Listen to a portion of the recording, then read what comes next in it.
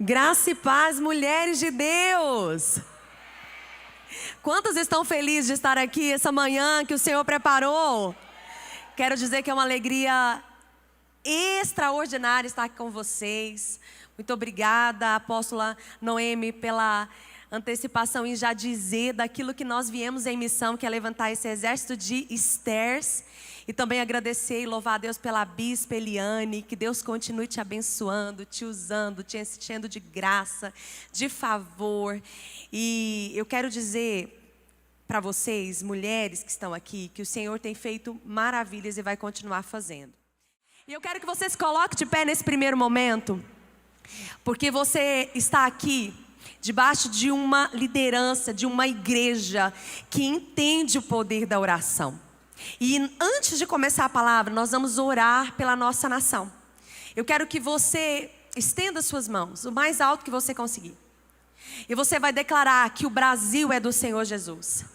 Você vai declarar que o estado de Goiás é do Senhor Jesus. Você vai declarar que Goiânia é do Senhor Jesus. Você vai declarar que o seu bairro é do Senhor Jesus. Você vai declarar que a sua casa é do Senhor Jesus. E nós vamos declarar em nome de Jesus que não existem principados nem potestades que podem resistir uma igreja que ora. E eu quero convidar a apóstola Noemi, a bispa Eliane e demais lideranças que vocês quiserem estar presentes aqui. Elas vão representar a nação brasileira, as mulheres da nação brasileira. Elas vão estar representando todas nós enquanto nação brasileira. Você vai fechar os seus olhos e eu quero que você imagine um grande quebrantamento descendo sobre a nação brasileira. Um grande espírito de temor descendo sobre a nação brasileira. E eu quero que você declare que o Brasil é do Senhor Jesus. Pai querido, nós estamos aqui para te entregar, Pai querido, tudo que temos e tudo que somos no teu altar.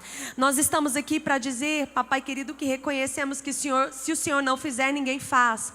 Nós lhe pedimos um grande espírito de quebrantamento e arrependimento de pecado. Limpa as nossas vestes, limpa as vestes da igreja brasileira. Una-nos enquanto o corpo de Cristo. Que haja, Senhor Jesus, um levantar de mulheres posicionadas como Esther. Que assim como Esther, nós possamos, Papai querido, desfrutar da bênção do Senhor para livramento da nossa nação. Que nos posicionando como Esther, nós possamos contemplar o Senhor mudando a história política, ideológica da nossa nação. Que as nossas crianças sejam protegidas. Que os nossos jovens tenham oportunidades de crescimento. Que os homens possam ser honrados como cabeça das suas famílias, como sacerdotes dos seus lares. Que as mulheres possam ter corações submissos e obedientes ao Senhor e aos seus maridos. Senhor, repara as ruínas da nossa nação. Assim como Neemias, nós lhe clamamos, nos dê a oportunidade de ver os muros da nação brasileira sendo reconstruídos. Reconstrói os muros que foram derrubados. Desconstrói, Papai querido, a ideia de família. Reconstrói a família, Papai querido, que o Senhor criou na nação brasileira. Reconstrói as finanças. Reconstrói, Papai querido, a mentalidade. Reconstrói, Papai querido, tudo que foi destruído por Satanás. Nós estamos aqui representando um povo que ora, que chora e que se humilha diante da tua mão, reconhecendo que não temos, não somos e não podemos nada sem ti. Em nome de Jesus. Amém. Glória a Deus. Glória a Deus. Glória a Deus. Glória a Deus. Vocês têm aqui duas representantes do estado de Goiás. A apóstola Noemi é uma das nossas líderes regionais, a bispa Eliane também, e as demais informações aos pouquinhos elas vão passar para vocês. E vocês podem se assentar um pouquinho. Eu quero falar rapidamente. Olha, às vezes eu esqueço e não falo, mas eu vou falar porque eu quero muito que essa ferramenta seja de grande bênção para a sua vida. Só para eu saber, quem aqui já é casada? Glória a Deus! Deus já te enviou um Boaz, que bênção! Então esse livro é para você. Um devocional de 40 dias, com um estudo de 10 casais, são 20 capítulos, e 20 atitudes de uma esposa poderosa em Deus. Sabe o que eu vejo? Muitas esposas empoderadas e poucas esposas poderosas em Deus. Fala para essa mulher que está do seu lado, você precisa ser uma esposa poderosa, mas é em Deus. Não é na força do seu braço, é na força do Senhor e na sabedoria que a palavra de Deus nos traz. Então, se você desejar adquirir, eu acredito que nós temos ali ainda alguns livros para que você possa ser essa esposa. Amém? Vamos para a palavra de Deus. Quem aqui está com sede e fome da palavra de Deus? Oh, glória! Eu quero que você acompanhe na sua Bíblia ou de alguma maneira aí no seu aplicativo a referência que está em Mateus, Evangelho de Jesus, conforme escreveu Mateus, capítulo de número 1. Nós vamos ler apenas 2 versículos para a introdução dessa palavra. Então, o primeiro versículo vai dizer: este é o registro dos antepassados de Jesus Cristo, descendente de Davi e de Abraão. Então, tem alguns versículos e nós vamos novamente agora ler os 5. Salmão gerou Boaz, cuja mulher foi Raabe. Boaz gerou Obed, e Obed, cuja mãe era Rute, e Obed gerou Jessé. O 6. Jessé gerou o rei Davi, e o rei Davi gerou Salomão. Mais embaixo nós temos a continuidade da genealogia até chegar em Jesus Cristo, nosso Salvador. Queridas, a palavra que o Senhor colocou no meu coração é sobre um despertar que produz posicionamento.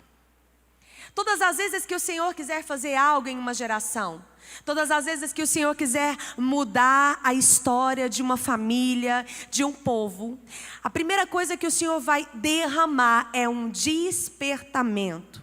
É impossível vivermos revoluções espirituais, que sejam sociais, sem uma mudança de mentalidade. Romanos 12, do 1 ao 2, vai nos dizer categoricamente que nós precisamos ter a nossa mente renovada. E não nos conformando com esse mundo, com os padrões medíocres que esse mundo vai nos pregar e vai tentar nos aprisionar. Só que a renovação da nossa mente, ela não acontece de uma maneira passiva. A renovação da nossa mente, ela só acontece de uma maneira intencional. Fala comigo, de uma maneira intencional.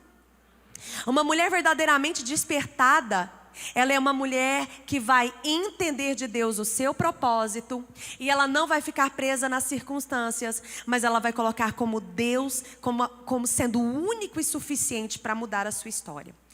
Uma mulher verdadeiramente despertada, e essa mulher verdadeiramente despertada que nós vamos falar hoje, ela se chama Ruth, e ela é um exemplo vivo de lealdade e fidelidade a Deus. E é interessante porque nós temos tantas riquezas para tirarmos desse livro precioso, mas eu quero começar através da borboleta. E eu quero falar das 4 fases da borboleta, para você entender como o Senhor está ministrando no seu coração. E eu quero que você identifique qual fase desse processo de metamorfose você está.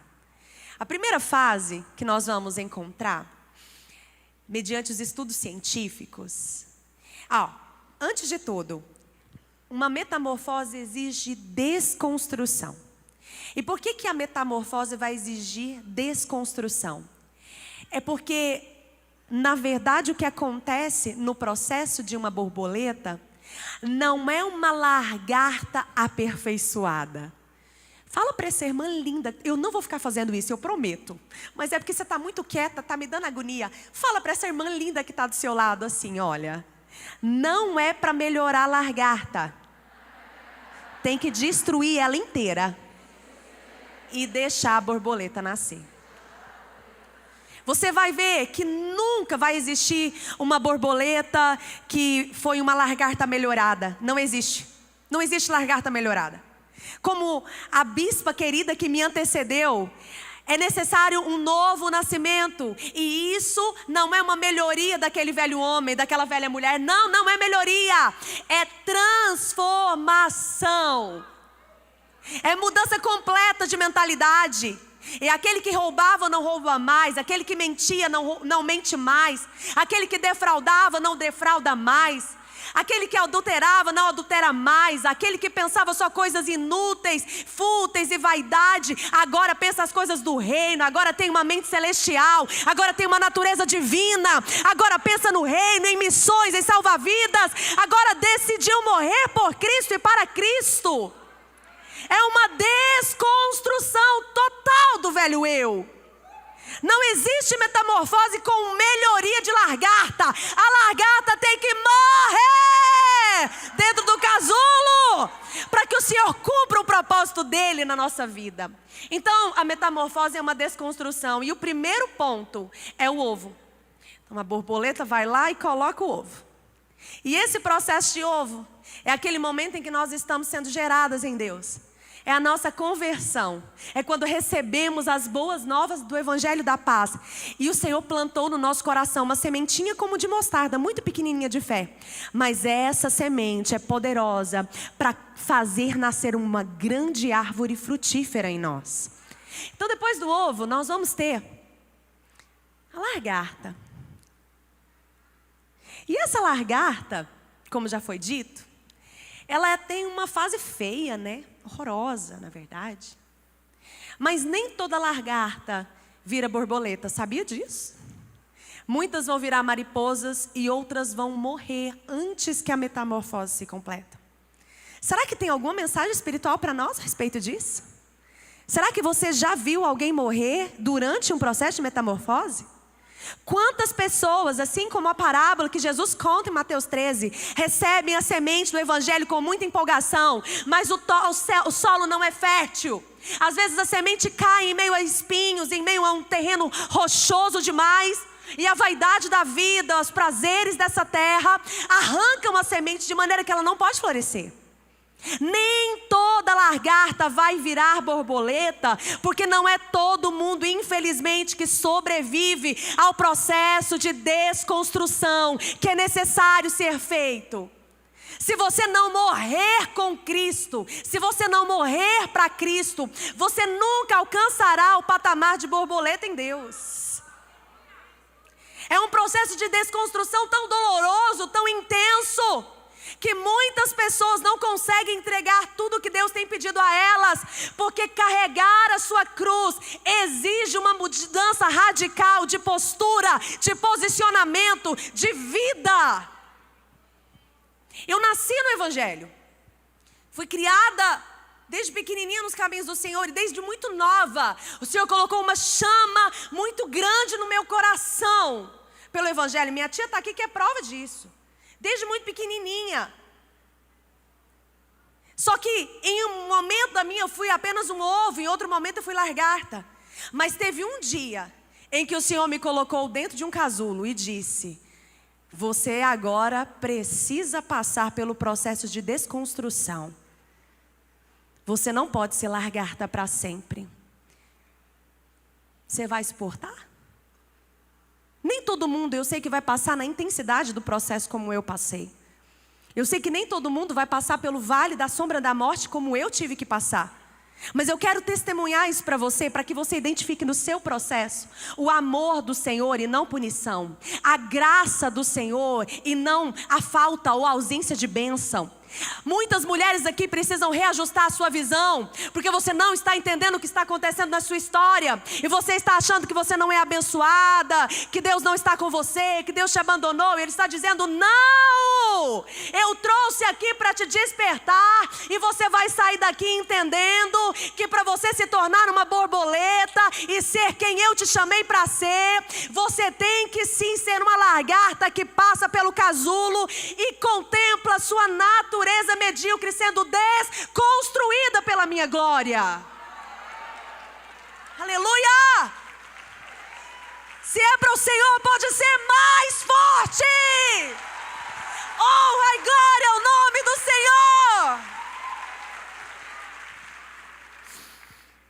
Em 2019, eu estava numa das melhores fases da minha vida, gestante da minha segunda filha. Alegre, contente com o Senhor, grata pelo milagre de gerar mais uma vida. E eu me lembro que no final da gravidez eu comecei a sentir coisas muito diferentes, estranhas. Eu comecei a sentir mais falta de ar do que deveria. E foi um tempo muito melindroso. Foi uma gestação muito abençoada, mas o final ela ficou um pouco de risco, complexa. E eu me lembro que quando eu fui para a maternidade, no dia que eu ganhei a Gabriela, eu fui de manhã, eu fui à tarde, eu fui à noite, foi um parto de emergência. E os dias se passaram, 10 dias se passaram daquele pós-parto. E a falta de ar, que aparentemente deveria ter se resolvido, porque a bebê tinha saído da barriga, era muito grande, não se resolveu. E o médico que me atendeu, ele disse, olha, eu quero que você vá para um pronto-socorro agora. Tem alguma coisa no seu pulmão, talvez você tenha desenvolvido uma embolia, talvez você tenha algum complexo a respeito da sua cirurgia, da sua cesariana. E eu fui para um médico. O primeiro médico que eu visitei, em um hospital específico da Unimed, ele já me entregou, eu estava sozinha, minha irmã ficou com a neném no carro, e ele me entregou um bolo de documentos e disse, olha, eu acabei de liberar para você uma vaga na UTI, você vai aqui na recepcionista, eu já vou colocar o oxigênio em você, e eu quero que você assine esses papéis, e pede à pediatra uma fórmula, porque você não vai voltar para casa, você não tem condição de voltar para casa. Pensa, eu com uma bebê recém-nascida, 10 dias, eu entrei em pânico, eu entrei em desespero. Eu peguei os papéis, desci a escada e saí correndo de lá. Eu falei, eu não vou ficar aqui nessa UTI sem saber uma segunda opinião. Liguei para o meu cunhado, que é médico, nós reunimos a família, fomos para um outro hospital. Em um outro hospital eu pude ser diagnosticada primeiro, antes de entrar na UTI. Graças a Deus não precisei daquele processo da UTI. Foi diagnosticado uma mancha no meu pulmão, que inicialmente era só pneumonia. Mas sabe o que o Senhor fez? O Senhor fez eu tratar aquele quadro como uma pneumonia. Mas mal sabia eu do tamanho do processo que o Senhor estava usando para transformar uma lagarta em borboleta. Passou o ciclo do antibiótico, eu não melhorava. O outro mês, outra crise pulmonar, o outro mês e outro mês. Poucos meses depois estoura a pandemia, os pneumos estavam todos indisponíveis em Goiás, no Brasil e no mundo. Eu tive que fazer o tratamento do jeito que eu consegui, com as limitações médicas que o tempo exigiu. Em resumo, eu passei 3 anos e meio da minha vida com uma terrível obstrução pulmonar, onde quase que mensalmente eu tinha crises terríveis, onde eu não tinha mais vida. Eu me tornei como aquela mulher do fluxo de sangue, uma mulher que padecia. Eu estava fraca, eu estava deprimida, eu estava com ansiedade. Não era necessariamente medo de morrer, eu tinha pavor de qualquer coisa que me exigia força, porque eu não tinha força para dar. Eu me senti abandonada por Deus, eu me senti fraca, como o Senhor permitiu que isso acontecesse comigo. E nesse processo de largata, eu fui desconstruída por completo. Cada pedacinho da minha existência foi checado. Na solidão do casulo, Deus nos amassa. Eu não sei se assim como eu, em uma fase da minha vida, você se encontra hoje dentro de um casulo, sendo desconstruída pelo Senhor. As provas e as dores da vida vão nos fazer checar tudo que antes tínhamos como certo. Eu vi a minha identidade ser primeiro destruída, para depois ser reconstruída. Eu vi a paternidade de Deus primeiro ser analisada de maneira correta, para depois ser posicionada da maneira que o Senhor queria que eu o enxergasse, como meu Pai, que jamais me abandonará, que nunca vai me desamparar. Ei, lagarta! Eu só digo uma coisa para você: suporte o processo, porque tem asas chegando para o seu voo. Tem asas chegando para o seu voo.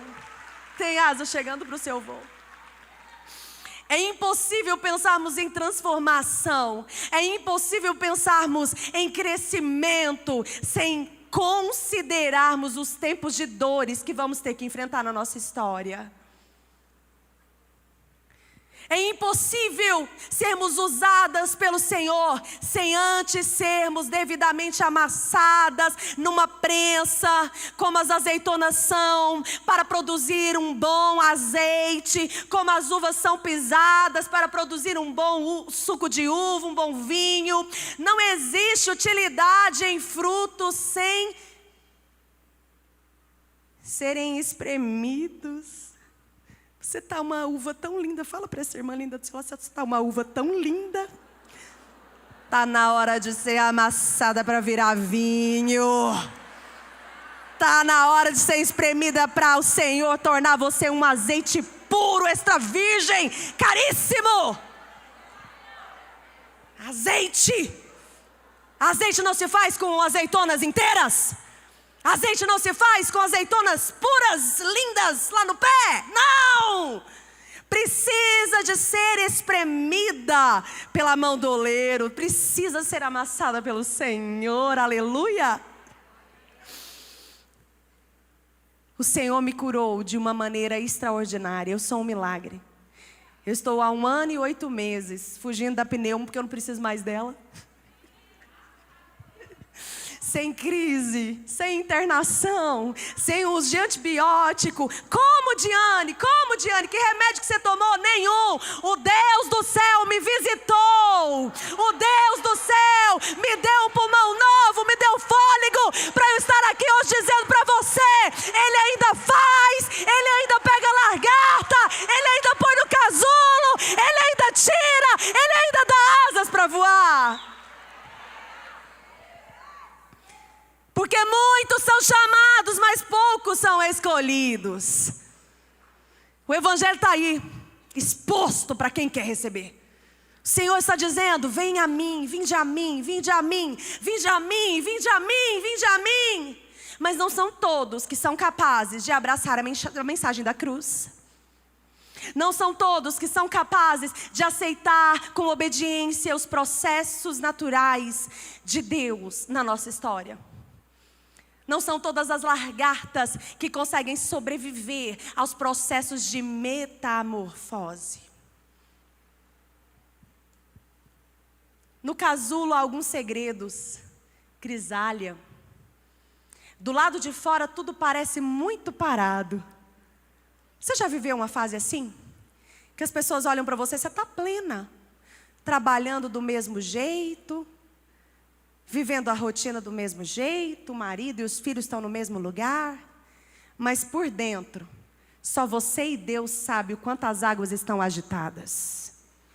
Por dentro, só você e Deus sabem as crises que Ele mesmo permitiu que aparecesse, para que você deixasse sair tudo aquilo que está te impedindo de viver o seu propósito. Nós pensamos que o Senhor vai trabalhar na nossa vida apenas expondo, né? Não. Existem momentos que o Senhor, para trabalhar, Ele vai nos esconder. E aparentemente está tudo parado. Mas por dentro tem muitas coisas acontecendo. Quantos pensamentos sendo revisados. Uma identidade sendo restaurada. O Senhor está dizendo para você: perdoa, deixa ir. Ressignifica. Deixa esse passado para trás. Eu tenho coisas novas para você. Dentro, é primeiro por dentro. Por dentro, células, pode voltar. Por dentro, células estão se dissolvendo e se reorganizando. A lagarta deixa literalmente de existir para o surgimento da borboleta. Sabe o que acontece? Quando eu falei para vocês que a lagarta não é a borboleta não é uma lagarta melhorada, é que eu fui estudar sobre isso e eu descobri que existe um processo químico tão intenso que acontece nessa fase, que aquela lagarta, ela é literalmente dissolvida, ela vira uma gelatina. Ela vai se decompor inteira dentro do casulo, ela não vai existir. Cada um daqueles órgãozinhos que já existem vão se dissolver, essa é a palavra, vão se dissolver. E vão ficar pequenas estruturas que vão dar todo o formato para borboleta que virá. Você achou que Deus estava só te melhorando, né? E aí Deus prepara uma conferência maravilhosa como essa para dizer: eu não estou te melhorando, eu estou te reconstruindo. Eu não estou te melhorando, eu estou te transformando. Eu não estou te melhorando, primeiro eu estou te destruindo. Você não entendeu ainda que eu estou querendo acabar com você? Você não entendeu ainda que eu estou querendo amassar o seu orgulho? Você não entendeu ainda que eu estou deixando você passar vergonha, para você desconfiar que tem tempo para todas as coisas, e que tem tempo sim de estar humilhado? E que tem tempo sim de se humilhar debaixo da poderosa mão do Senhor? Que tem tempo sim de você aguentar firme um momento de escassez, de crise no casamento, de crise com os filhos, e você está perguntando para o Senhor: Deus, mas por que comigo? Eu sou uma esposa tão maravilhosa, eu sou uma mãe tão maravilhosa. E o Senhor disse: pois é, mas você consegue fazer coisa demais sozinha. Você tem que aprender a depender de mim. Lagarta não depende de Deus. Nós precisamos ser desconstruídas na nossa autossuficiência. Nós precisamos ser desconstruídas na nossa compreensão daquilo que podemos ou não fazer. Esse processo, ele é um processo invisível, ele é um processo interno, mas ele é um processo onde o Senhor vai dissolver tudo que está equivocado na sua mentalidade a respeito de Deus. Já estou crucificado com Cristo. E vivo, mas não eu, mas Cristo vive em mim. E a vida que agora eu vivo na carne, eu vivo-a na fé do Filho de Deus, que me amou e se entregou por mim. Gálatas 2:20 vai dizer que o Senhor nos amou, e assim como Jesus suportou todos os sofrimentos por mim, assim como Jesus entrou no casulo do Pai e deixou sim o Pai desconstruir ele, amassar sua carne, da mesma maneira você recebeu poder para participar dos sofrimentos como Cristo, porque você quer poder para compartilhar da glória de Cristo. Não tem poder para compartilhar da glória de Cristo, não tem poder para ser borboleta sem antes receber poder para sobreviver ao processo. Eu profetizo, levante as suas mãos, em nome de Jesus, uma unção de sobrevivência em meio ao processo. Você vai sobreviver à desconstrução necessária. Você não será naquela que entra na estatística, que tinha potencial. Quase foi, quase conseguiu recuperar o casamento, quase que aqueles filhos deram certo, aquela empresa quase foi embora, funcionou, quase foi um sucesso. Não, nós vamos sair do quase, nós vamos sair do quase, nós vamos sair do quase. Vai dar certo, vai dar certo, porque o Senhor está conosco.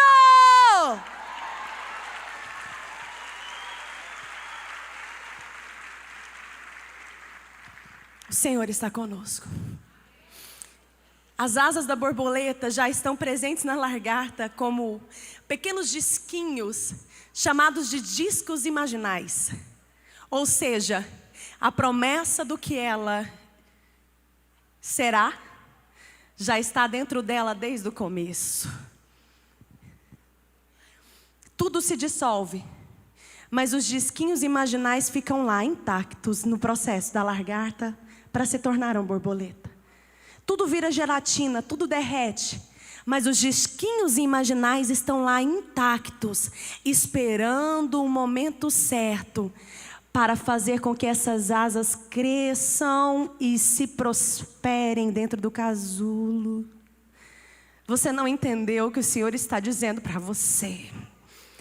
Tudo que você está esperando em mim, todas as promessas antigas que eu já liberei sobre a sua vida e a sua casa, aparentemente está tão distante, mas já está lá. Eu já apontei o caminho, eu já disse aonde você vai chegar, eu já te apontei o que eu vou fazer através da sua vida, eu já liberei a unção necessária. O Senhor está dizendo: espere um pouco mais, porque a promessa está de pé, a promessa está de pé, a promessa está de pé.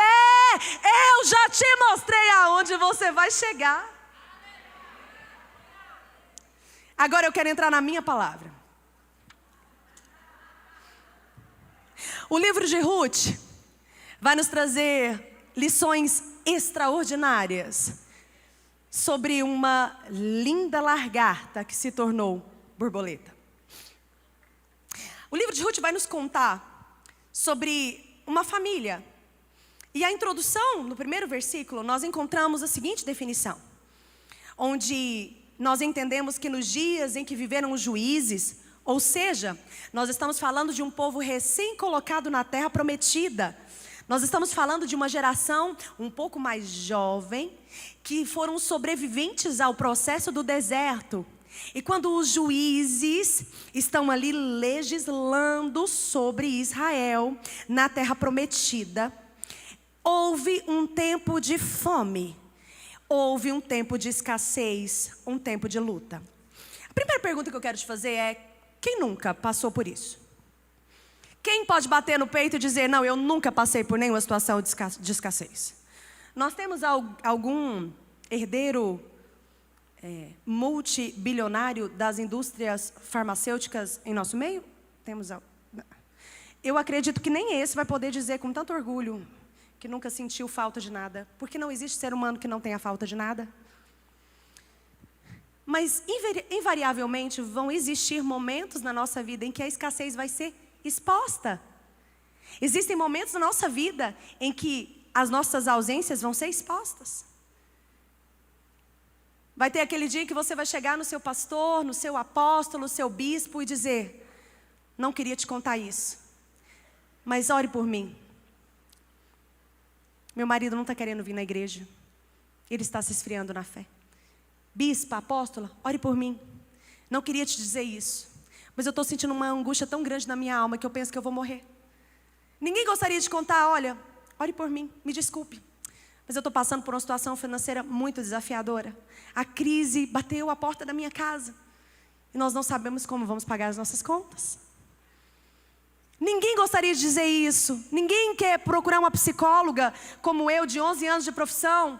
Eu sei o quanto é difícil, como os pacientes chegam resistentes. Ninguém quer mandar uma mensagem para a doutora Diane e falar assim: doutora Diane, eu preciso com urgência de um tratamento para minha filha de 12 anos, porque ela tentou se matar. Ninguém quer passar por isso. Ninguém contabiliza nos seus dias de crise. Nós não desejamos, nós não contabilizamos que eles vão chegar. Nós não esperamos e sonhamos com um dia de crise nenhum.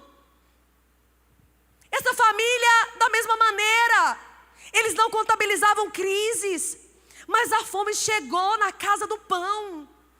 A fome chegou em Belém de Judá, na casa do pão. Às vezes também existem crises. E se nós não tivermos sensibilidade para perseverar em meio às crises, nós podemos trocar os pés pelas mãos. A Bíblia fala que Elimeleque se levanta como o pai dessa família, pega sua esposa Noemi, seus 2 filhos Quilion e Malom, e vão para Moabe. Em nenhum momento você vai ver Elimeleque consultando a Deus. Não tem nenhum versículo dizendo: e Elimeleque orou e consultou a Deus pedindo direção para onde deveria ir, ou se deveria ir. Não! Nós temos claramente um apontamento de uma atitude meramente humana. Eu estou na casa do pão, eu estou na casa de Deus, eu estou dentro da igreja, eu estou no meio do meu povo, eu estou no meio da palavra de Deus, tem pão para mim, mas a crise chegou, eu vou para outro lugar. Já viram isso acontecer? Quantas vezes, quando a crise bate, a primeira coisa que as pessoas abandonam é a casa do pão? Jamais deixe de congregar. Jamais abandone as doutrinas, os princípios elementares da palavra de Deus. Jamais deixe a comunhão de lado. Não importa os problemas que você enfrente, dentro ou fora do corpo de Cristo. Família é assim mesmo. Que família não tem problema de vez em quando o irmão não briga com o outro? Nós somos assim. Mas existe poder de restauração na comunhão. Existe uma unção fresca que é derramada sobre a minha e a sua cabeça todas as vezes que nós estamos em comunhão. É tão interessante porque essa família sai sem a direção de Deus. E eles vão para Moabe, eles vão para uma terra de pagãos, de idólatras. A Bíblia vai dizer que em determinado tempo o pai morre, o marido morre de Noemi. E passando-se 10 anos, isso nos mostra que eles ficaram lá mais tempo do que deveriam. Os filhos também morrem. Só que eles tinham adquirido para si esposas, eles tinham se casado naquela terra. Uma se chamava Ruth, diga comigo Ruth, e a outra se chamava Orfã. Eu não tenho tempo para explicar para você, mas esses nomes, eles têm cada um significado muito interessante. Elimeleque significa Deus é o rei, Noemi significa agradável. Ruth significa amigável, aquela que é companheira. E Orfã significa nuca, pescoço, que é uma conotação dentro do hebraico para nos apontar aquela que dá as costas. Esses nomes proféticos fazem com que esses personagens bíblicos realmente cumpram cada um conforme aquilo que lhe foi oferecido de sentença nos seus nomes. É tão interessante porque Orfã, sim, quando é pressionada, ela pega as suas costas e dá para Noemi.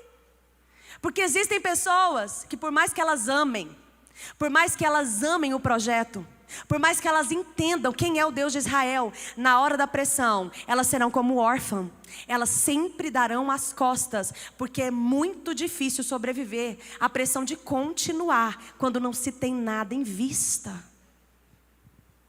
Mas Ruth é essa mulher que persevera, é essa mulher que fica de pé. Essa mulher que enxerga o Deus de Israel como um único Deus. Essa mulher que entende a lei de Deus como sendo a única coisa que vale a pena por ela viver ou morrer. E ela diz, não insista comigo para que eu te deixe. Aonde você for eu irei. Onde você viver lá eu viverei. O seu povo será o meu povo e o seu Deus será também o meu Deus. Onde você morrer, ali também morrerei eu, e serei sepultada. Que o Senhor me castigue severamente se eu permitir que outra coisa aconteça, que eu faça outra coisa e te deixe antes da morte. Escute bem o que eu vou te dizer. Ruth é uma mulher leal, fiel, que foi despertada no momento da dor. Existem momentos de dor que vai ser a oportunidade perfeita que Deus vai gerar para que você seja despertada. Eu já escutei muitos testemunhos, eu escuto muita gente, mas um em especial me chamou muita atenção. Uma mulher certa vez, ela me disse o seguinte: Diane, quando o meu marido quebrou e a nossa empresa ficou endividada em milhões, foi o que eu precisava para despertar. Porque eu entrei para dentro daquela empresa, eu aprendi a administrar, eu aprendi como que funcionava uma empresa, eu fui estudar sobre o nosso negócio, eu fui aprender como é que funcionava, eu fui conhecer os nossos funcionários, eu fui conhecer como é que funcionava o nosso financeiro, eu fui entender quem a gente devia. E a crise me despertou. Hoje é uma empresa potência aqui em Goiás. Porque existem crises que você está pensando que é para te matar e Deus está te dizendo não. Eu permiti para que você seja despertada. Levante a sua mão e diz: hoje eu estou sendo despertada. Diga mais alto: hoje eu estou sendo despertada. Você está sendo despertado pelo Senhor. Os momentos de pressão e de crise nos despertam. E Ruth acompanha Noemi para de volta. Elas vão para Judá, elas vão para Belém, vão voltar para a casa do pão. E vai acontecer uma coisa muito interessante. Ruth vai contemplar que Noemi não está muito bem. E Noemi fala uma coisa muito forte quando ela chega lá. As suas amigas antigas chegam: gente, essa não é Noemi, Noemi voltou. E Noemi vai dizer: não, eu não sou Noemi, não me chame assim, eu não sou mais a agradável. Agora eu me chamo Mara, porque eu sou amargurada. E ela vai culpar a Deus, ela vai dizer: porque Deus fez isso, Deus decidiu jogar a ira dele sobre mim. Eu quero que você escute com muita atenção isso que eu vou te dizer. Tem duas maneiras de você passar por um processo de desconstrução de Deus na sua vida. Uma das formas é como vítima, como coitadinha, como ninguém me quer, ninguém me ama, eu vou comer barata. E a outra postura, o outro posicionamento é como o de Ruth. Em nenhum momento você vai ver ela falando muita coisa. Você não tem nada para falar de bom? Não fala nada. Noemi, ela vai culpar Deus, ela vai dizer que agora o nome dela não vai ser mais Noemi, porque ela não é mais agradável, ela é amargurada de alma. Que ela está tentando entender por que Deus fez aquilo com ela. E eu quero que você curva a sua cabeça por um segundo. E eu quero que você responda essa pergunta ao seu coração. O que fez você passar de uma Noemi agradável a ser uma Mara amargurada? O que foi te roubado? Que luto é esse que você não conseguiu elaborar? Que ferida emocional foi essa? Que problema familiar foi esse? Que traição foi essa? Que escassez foi essa? Que arrancou de você um sorriso agradável e te deu uma face amargurada? Nós não estamos vacinadas contra isso. Todas nós podemos em algum momento da nossa vida nos ver amarguradas. Agora olha para mim com os olhos bem arregalados. Acompanha. A palavra de Deus vai dizer que Ruth percebeu a necessidade de encabeçar aquele retorno e fazer algo para a sobrevivência dela e de Noemi. E ela fala para Noemi: Noemi, me permita ir ao campo pegar o resto da colheita. Existia uma cultura em Israel onde foi dado como ordenança pela lei mosaica, tanto em Deuteronômio quanto em Levítico, como você encontra, Levíticos você encontra, uma ordenança da parte de Deus em dizer: ao coletar a sua colheita, não pegue tudo, deixe despojos, deixe um restinho para os pobres, os estrangeiros, os órfãos e as viúvas poderem se beneficiar do resto desse campo e terem sua sobrevivência. Ruth vai atrás de um campo e ela acha o campo de Boaz. Porque todas as vezes que uma mulher for despertada pelo Senhor, todas as vezes que uma mulher se posicionar em um recomeço, Deus se levanta do trono e diz: quem é essa que está despertada? Quem é essa que está se posicionando? Você sai de casa e Deus mostra o campo. Você sai de casa e Deus dá a oportunidade. Senhor visita o coração de Ruth, ela vai no campo certo. E lá ela consegue trabalhar. E a Bíblia diz que Boaz chega e pergunta para o seu capataz: quem é essa que está aí coletando? E o capataz vai dizer: essa aí é aquela que voltou de Moabe com sua sogra, Noemi. Ela está, perdeu o marido, situação difícil. E a Bíblia vai dizer que Boaz se posiciona. Boaz é a figura do nosso resgatador. Boaz é a figura do nosso Goel, do nosso Jesus Cristo. Ele tem uma tipologia de um Cristo, porque assim como Cristo nos resgatou, assim como Cristo nos salvou, Boaz também se tornou o resgatador de Ruth. A Bíblia vai dizer que ele vai até ela e ele vai dizer algumas coisas para Ruth. Ele disse: ouça só, minha filha. Primeiro, quando você for coletar essas espigas, suas espigas, fique conosco e não vá a nenhum outro campo. Você vai fazer assim com a sua mãozinha e você vai profetizar comigo. A primeira coisa que Jesus está dizendo para você, nesse dia de despertamento, é: não procure outro campo. Fale em alta voz: não procure outro campo. Deus já te colocou num campo de prosperidade. Deus já te colocou num campo em que tem alimento. Deus já colocou alimento sólido para você.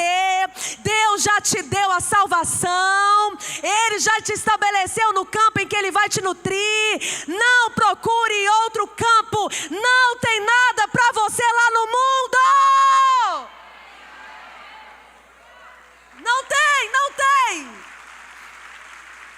Não tem.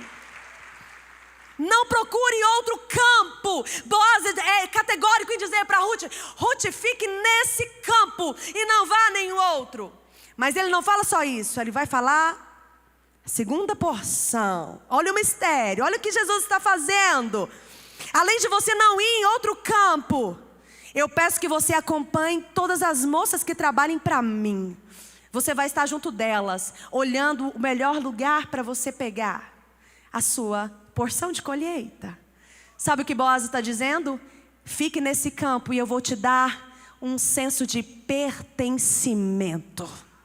Você não vai caminhar sozinha, você não vai caminhar solitária. Eu estou colocando outras mulheres para caminhar ao seu lado. Eu estou levantando mulheres para pastorear o seu coração. Eu estou levantando amigas que são amigas de Jesus para você.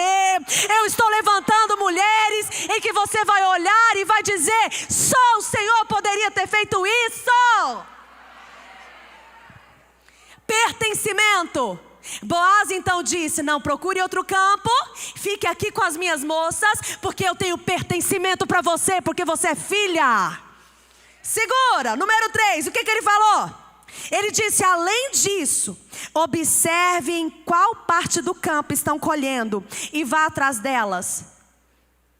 Ele disse: observe aonde tem mais colheita e se sirva de um bom alimento. Você está liberada para se alimentar. Quem está anotando, escreva em letras garrafais. Você está liberada a se alimentar. Você está liberada a acessar. O que antes faltava não vai faltar mais. O que antes era escasso, Deus está dizendo agora tem abundância. Você está liberada a acessar primícias antes escondidas. Você agora tem um campo, você agora tem pertencimento e você tem alimento. E eu também avisei, para que os homens que trabalhem aqui também não lhe tratem mal, não lhe defraude. Escute bem o que eu vou dizer.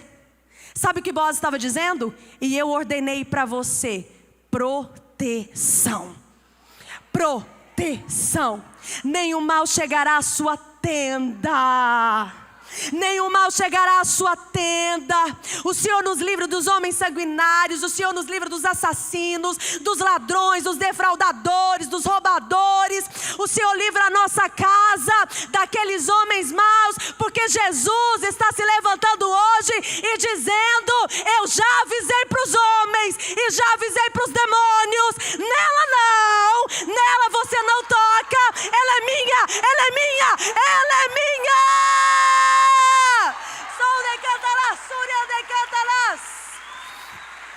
O Senhor está te dando uma identidade de filha. Boaz diz: eu já avisei para todos não te maltratarem. E disse mais: e quando você tiver sede. Ah, Jesus maravilhoso!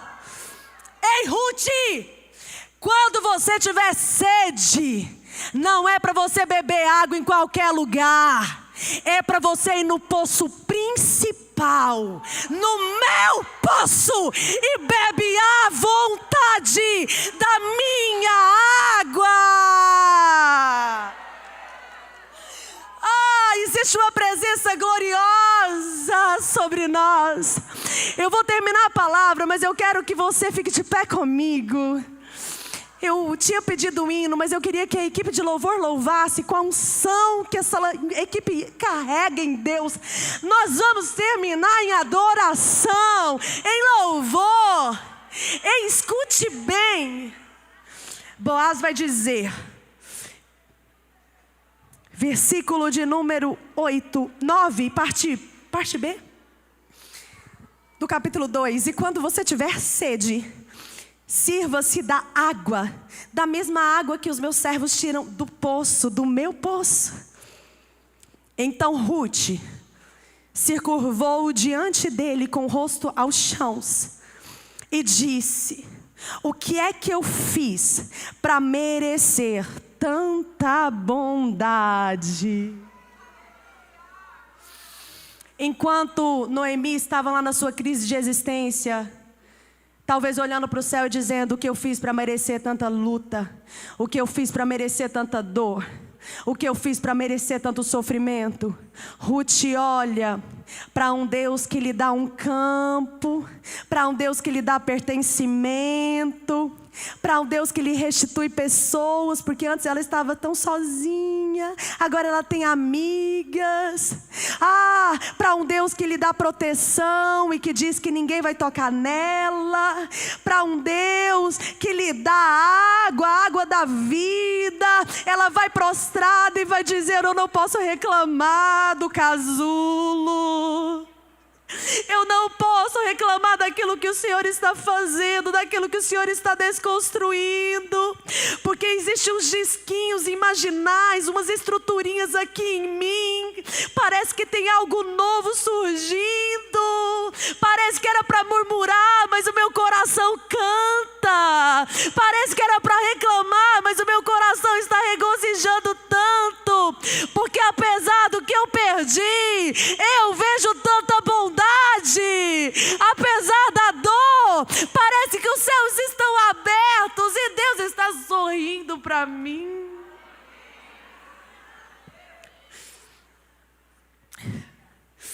Boaz vai dizer algo muito interessante para ela. Boaz vai responder: eu sei, respondeu Boaz, mas eu também sei que tudo que você fez por sua sogra, sei de tudo que você fez por sua sogra desde a morte do seu marido.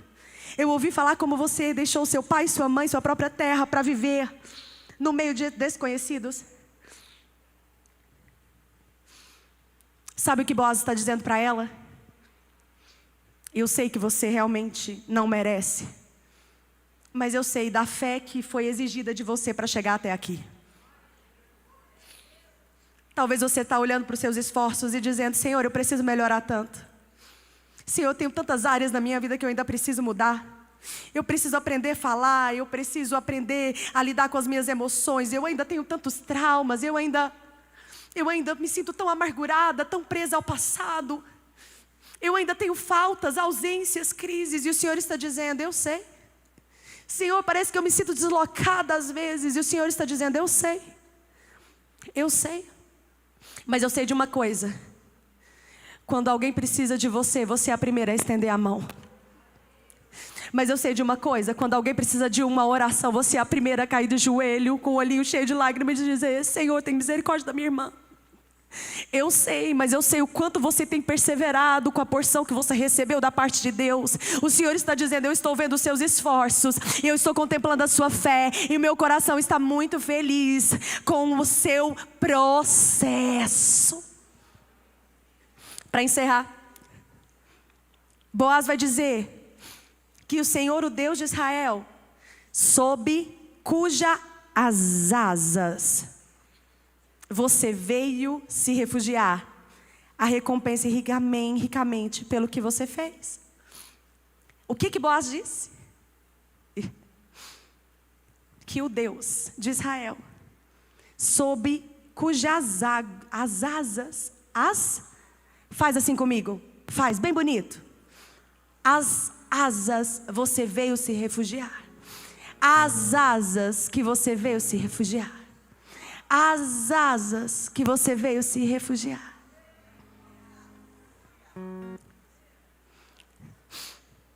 Enquanto o teclado faz uma introdução, eu quero que você levante a sua mão bem alto e diga assim comigo: não é sobre as asas que eu vou ter, é sobre as asas do Deus que eu me refugio. Não é sobre as minhas próprias asas, é sobre as asas de quem eu estou. Não é sobre mim, é sobre Ele. Não é sobre mim, é sobre Ele.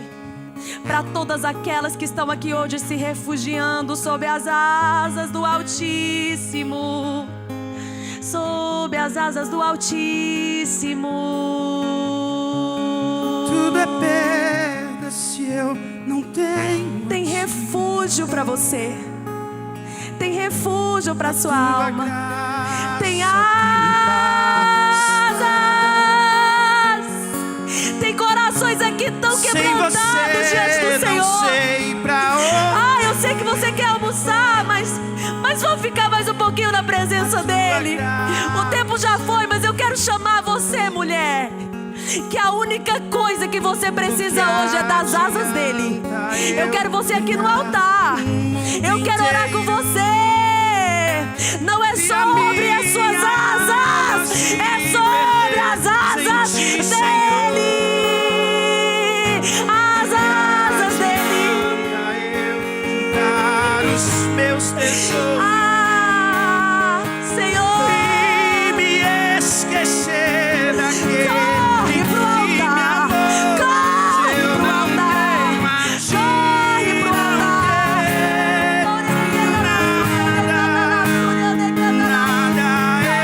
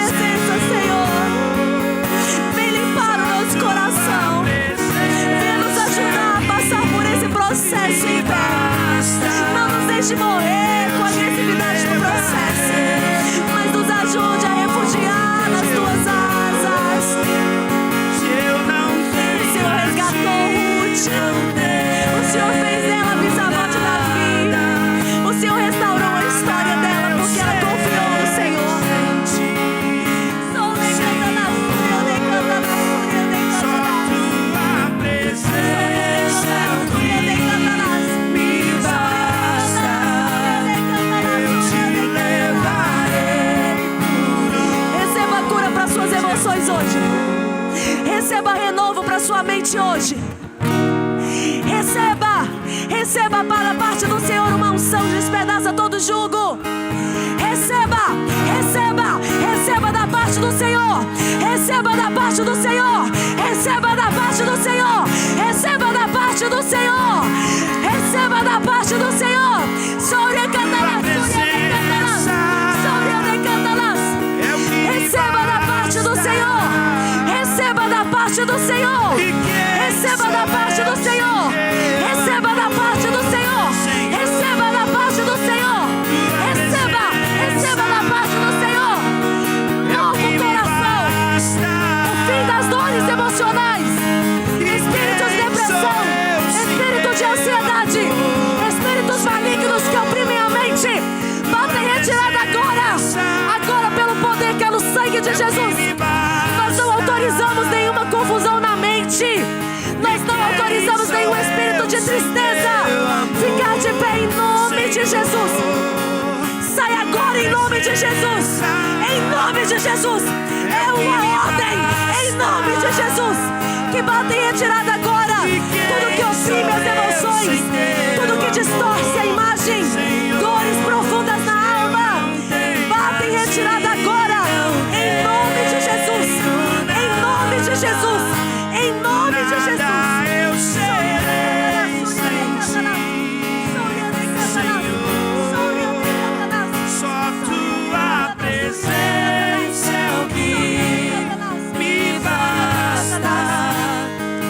Você vai orar com essa irmã que está do seu lado, porque essa comunhão vai destravar coisas que você está buscando em Deus cura.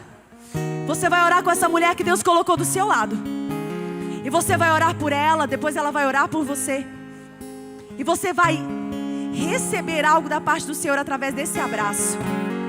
Esse abraço vai curar feridas profundas, enraizadas na sua alma.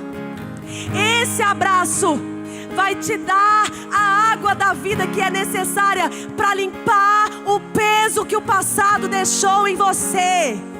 Tem mulheres aqui que estão saindo do cativeiro hoje. Você achou que não ia sobreviver à dor. Você pensou que ia ser mais uma lagarta que não consegue sobreviver ao processo.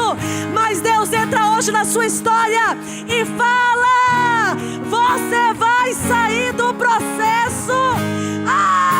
Você vai sair do processo e vai voar, porque se refugiou nas minhas asas. Se refugiou nas minhas asas.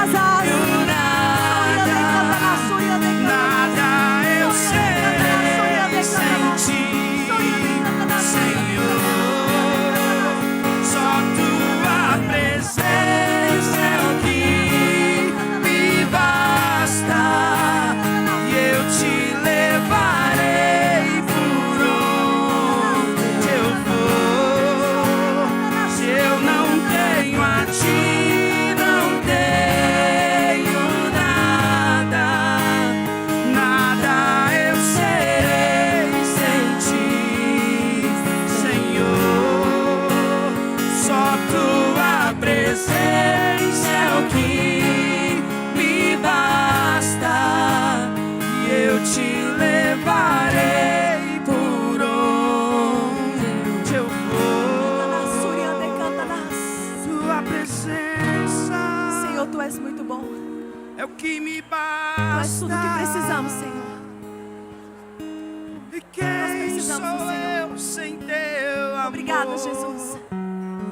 Obrigada por Tua presença, Senhor. Tua presença Obrigada, Jesus, por Tua presença. é o que me Obrigada, basta. Jesus, por nos resgatar.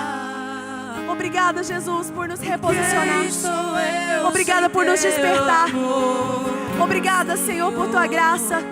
Obrigada por Tua misericórdia. presença Obrigada, Jesus. é o que me basta. Obrigada por cada coração que está sendo curado esta manhã. Obrigada por cada vida que está tendo seus pensamentos renovados essa manhã. Obrigada por cada emoção que está sendo cicatrizada essa manhã. Obrigada, Jesus. Nós te devolvemos toda a honra e toda a glória. Nós te devolvemos toda a honra e toda a glória. Nós te devolvemos toda a honra e toda a glória. Nós te devolvemos toda a honra e toda a glória. em nome de